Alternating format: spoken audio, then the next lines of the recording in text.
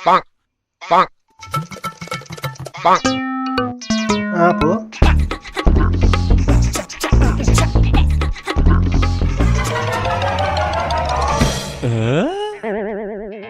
आप खाइदिने हो त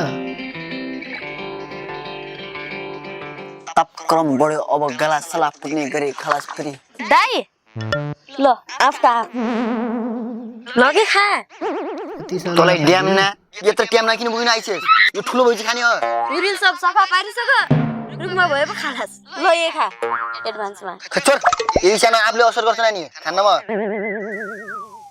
तँलाई एउटा कुरा थाहा छ दाइ यो भन् जो डर गया कस्तो बेर्दिया छ बन्टा बोल्दिया मम्मीलाई भन्दैन दाइ मम्मी रिसिरहेको घरको आम त सब खसेर सकिएको रहेछन् गाउँबाट खोजेर ल्याइदिन्छु खान्छेस् अनि ठिकै जान है